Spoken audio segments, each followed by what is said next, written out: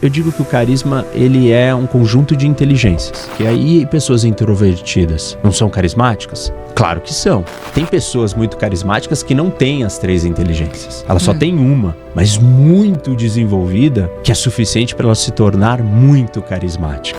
É o poder do outro fazer o que você quer porque ele gosta de você. Porque você convenceu ele a fazer o que você quer. Você tem um livro publicado que se chama Inteligência do Carisma. Como que a pessoa trabalha o carisma? Porque eu tenho uma ideia na minha cabeça, não sei se todo mundo tem isso, que carisma é uma coisa que ou você tem ou você não tem. Na verdade essa é a ideia que todo mundo tem, né? Mas não é isso. Carisma não é um dom. Não é um dom? Não? É um conjunto de habilidades e competências que você aprende e treina. Se fosse inato, se fosse um dom, não importa como você está, você vai ser sempre carismático.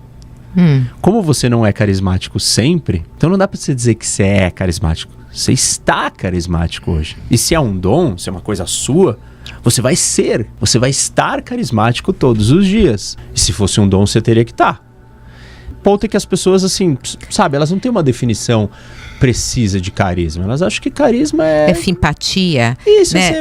Você ser extrovertido. É isso. Assim, a definição popular, né, o senso popular é você é extrovertido, você é engraçado e você é articulado. Tem vários problemas com essa definição, porque aí pessoas introvertidas não são carismáticas? Claro que são. E aí você começa a aplicar também essa ideia para contextos diferentes.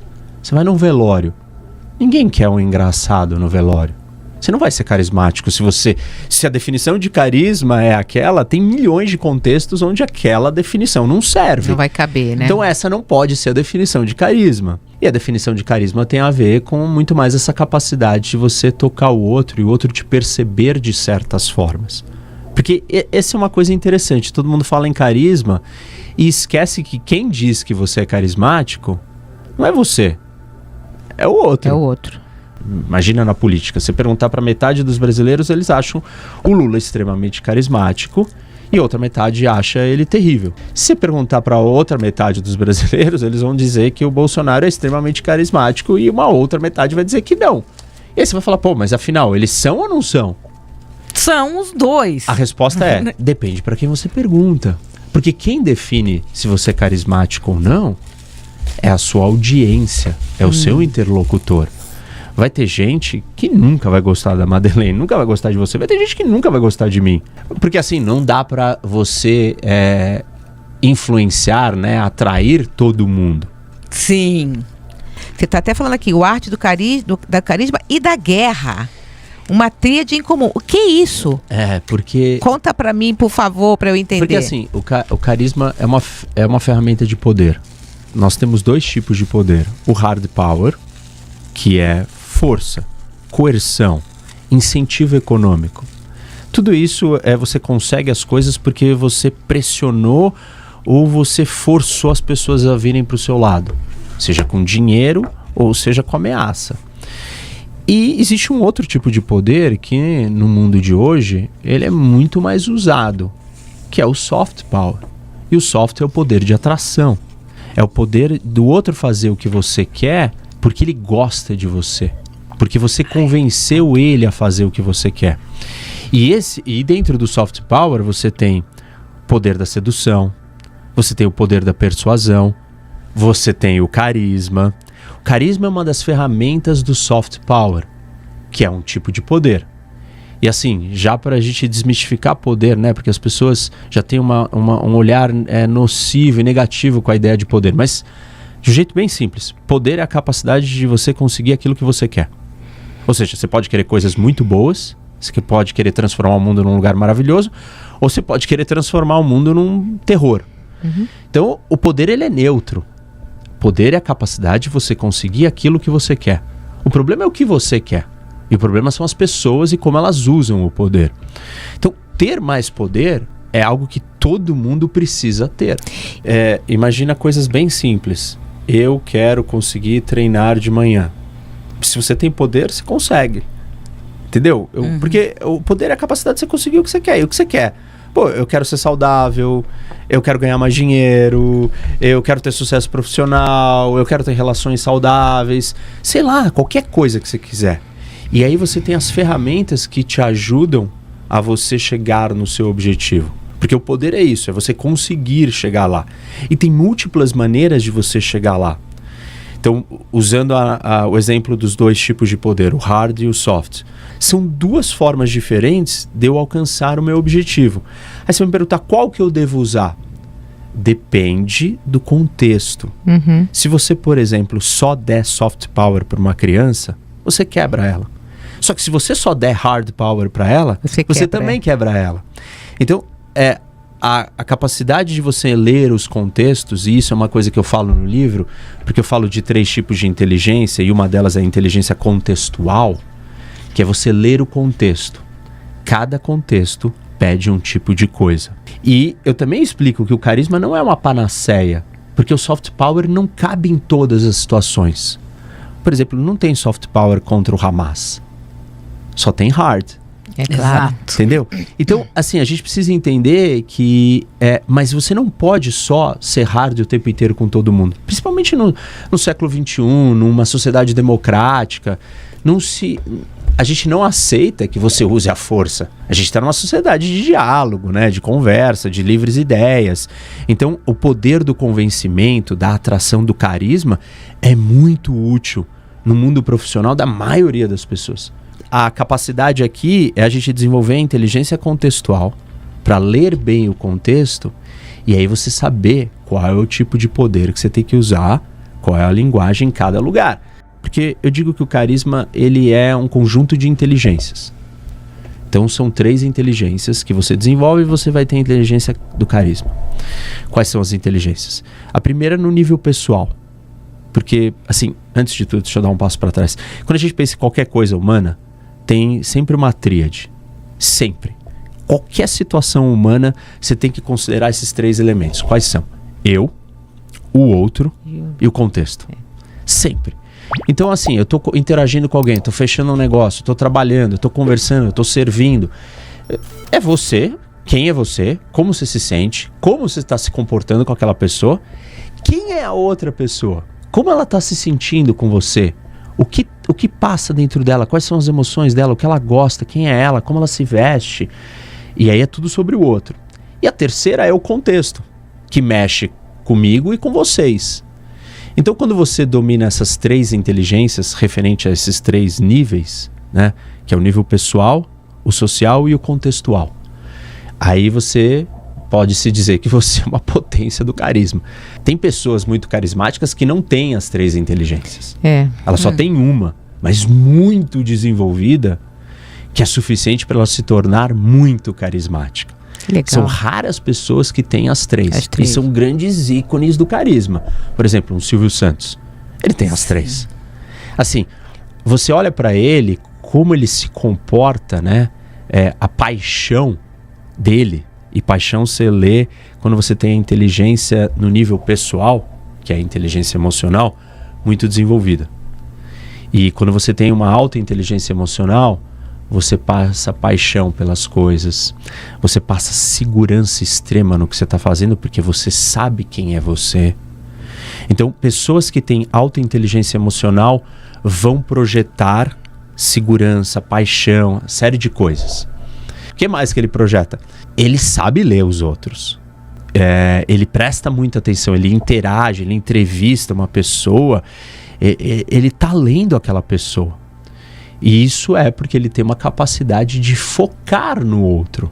Ele consegue esquecer dele, falar, quem é a Cris? Ela está usando uma roupa, uma blusa branca, uma malha verde. Entendeu? Você consegue sair de uma interação, você consegue descrever a pessoa, você olhou para os detalhes, você olhou como ela está reagindo, porque ela está se comunicando com você, mesmo que ela não esteja falando. E esse segundo elemento ele também tem muito bem. E o terceiro que ele domina, que é esse contexto brasileiro. Por exemplo, ele entende quais são as forças que ditam a nossa cultura. Então, ele trabalha usando essas forças, né? Nós somos uma sociedade paternalista, assistencialista, machista, tem um monte de conceitos da nossa sociedade, que são o contexto maior. E ele incorporou tudo isso no desenho do projeto dele. Quem quer dinheiro é assistencialista, Então ele está ativando os arquétipos maiores também.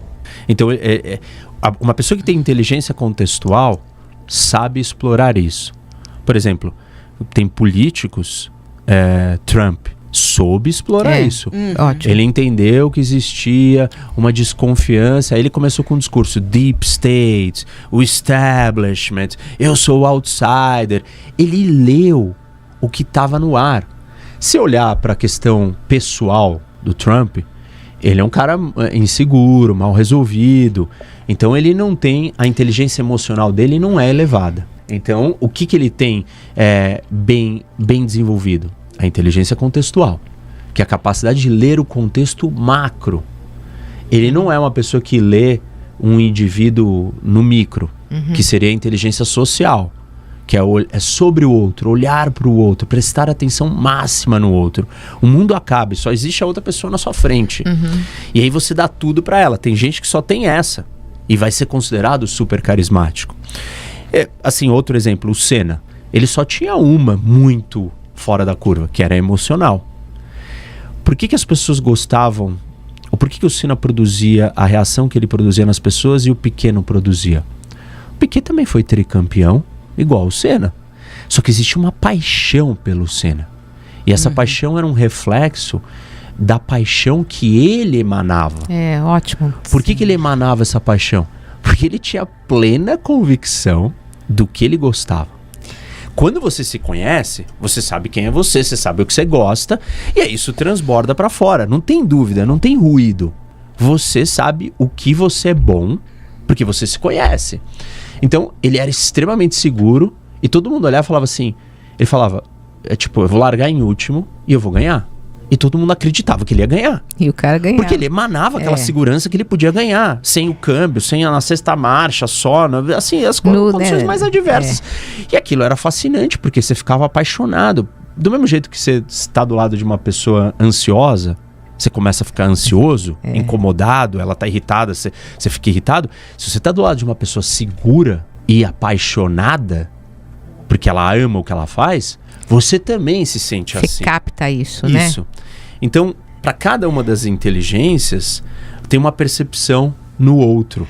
Agora, o Senna nas entrevistas, ele não era um cara... Não, ele era tímido. Pois é, ele não era um cara simpático, ele era um cara... Não. A despeito dele não ser um cara simpático nas entrevistas, quando você, até hoje, você vê a entrevista do cara, você fica ali olhando para ele e fala, ai, que cara bacana. Exatamente. E ele não é... Ele, inclusive, chega a ser... distante do outro, né? Um cara frio, assim, meio calculista, exato, né? Com características que, em geral, se ele não fosse um grande campeão, você não ia gostar dele, não era gostável. Isso. Mas existia um amor, né? Pelo que ele emanava. Quando você vê alguém que tem alta inteligência emocional, o que você capta na pessoa é brilho. Ela brilha. Você não sabe destrinchar e colocar isso com termos definidos bonitinhos. Porque não é isso. Você só fala, não sei, essa pessoa tem alguma coisa. Você não sabe dizer o que é. Óbvio que a minha pesquisa foi tentar entender o que é esse processo cognitivo, esse processo racional, o que as pessoas estão sentindo. E aí eu chamei de brilho. Se você tem muita inteligência social, que é sobre o outro, você tem presença. Você é lido como alguém que tem presença. Meio que as atenções se voltam para ela, fala assim, nossa, chegou alguém, né? Chegou chegando. Chegou chegando, né? Ela chegou, né? Isso. Ele chegou. Ela tem inteligência social. E, por fim, inteligência contextual é visão. Todo mundo olha e fala assim, esse cara é um visionário. Por exemplo, o Steve Jobs, ele, assim, no pessoal, ele era um cara mega difícil. Todo mundo sabe a história do filme e tal. Ele maltratava todos os funcionários e tal. Mas ele era um grande visionário. E o carisma dele vinha disso, da inteligência contextual. Ler o contexto, que as pessoas precisam desse negócio, esse negócio precisa melhorar a vida delas assim e assado. Isso é leitura de contexto. Sensacional. Então, assim, cada um pode ter uma das coisas. Tem alguns poucos que têm as três. Outra que tem as 3 é a Oprah. Porque a Oprah, assim, tem até um termo que foi criado para ela sobre a inteligência emocional dela, que é Oprahfication.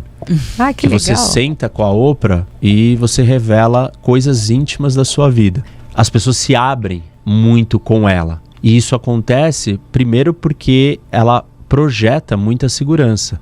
Porque ela tem uma inteligência emocional muito sofisticada. Então as pessoas se sentem muito seguras e confiam nela. Você não vai confiar em alguém que você não sente segurança. E você não vai sentir segurança em alguém se a pessoa não se sente segura. Então, para você sentir segurança no outro, começa com ela sendo segura. Então, enfim, cada uma dessas inteligências você tem uma série de habilidades que você desenvolve. Por exemplo, foco. Para você desenvolver inteligência emocional, você precisa aprender a focar em você mesmo, no seu interior, olhar para dentro de você. Para você desenvolver inteligência social, você precisa aprender a focar no outro. Desligar você, desligar o contexto, e é só o outro. O que o outro está me comunicando? Com certeza você já se depararam com uma situação como essa. Você vira para uma pessoa e fala assim, eu tô atrasado, eu preciso ir embora. E a pessoa não para de falar com você. E você já tá assim, né? Andando. Você já tá virado de lado, assim, eu preciso ir embora. Você tá verbalizando. E a pessoa não consegue captar isso. Ou seja, a inteligência social dela é zero. Porque ela não vê, ela tá falando sozinha, ela fala sozinha. Ela não vê o outro. Ela não consegue entender o interlocutor dela. Isso é baixíssima inteligência social. E aí tem a contextual, que seria o foco, né? Voltando para a ideia do foco, que é uma das habilidades que você tem que desenvolver, é o foco no contexto. As pessoas têm muita dificuldade de entender contextos. Fala mais sobre isso. Então, aí. O contexto é o que a gente chama de capacidade estratégica. Por quê? Você tem os meios, né? E o seu fim. O seu fim quero conseguir o que eu quero. Os seus meios são as ferramentas que você tem. A maneira como você vai usar essas ferramentas depende do contexto. Então, você precisa entender o que está acontecendo. Porque o que está ao seu redor, o que está fora. Você tem que desligar você e desligar o outro. Fala assim, onde eu tô? Como está todo mundo se comportando aqui? Esse é um indicador. Talvez olhar para as outras pessoas ao seu redor. Porque existe um código silencioso de comportamento coletivo. Às vezes burro, né? Sei lá, em situações, às vezes, de emergência, pânico, todo mundo entra em pânico junto. Mas existem alguns códigos que basta você replicar que você vai estar seguro. Porque todo mundo sabe o que o contexto manda. Aqui eu não faço isso, aqui eu faço aquilo. Tá todo mundo fazendo isso, quer dizer que é seguro. É um jeito mais simples, mas contexto é difícil, porque é uma capacidade de abstração. Você precisa abstrair. E observar bastante, né? Isso, e observar de fora, observar o macro, entender tendências maiores, coisas estruturais, diríamos assim.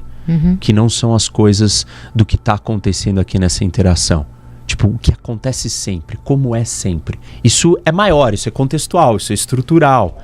Claro, cada pessoa tem a sua história social, a sua família, a sua criação? Tem. Cada pessoa tem também a sua história pessoal de quem ela é, como ela lida com os desafios? Sim. Mas existem coisas que estão acima dessas duas forças. São coisas estruturais. Nós nascemos no Brasil, nós estamos sujeitos às forças culturais brasileiras. Por mais que a gente conscientemente, individualmente, ou a nossa família tenha nos colocado em direções diferentes para lutar contra certas dessas coisas, não dá para mudar esse contexto que nós estamos inseridos. E o contexto é isso, é entender esses movimentos maiores.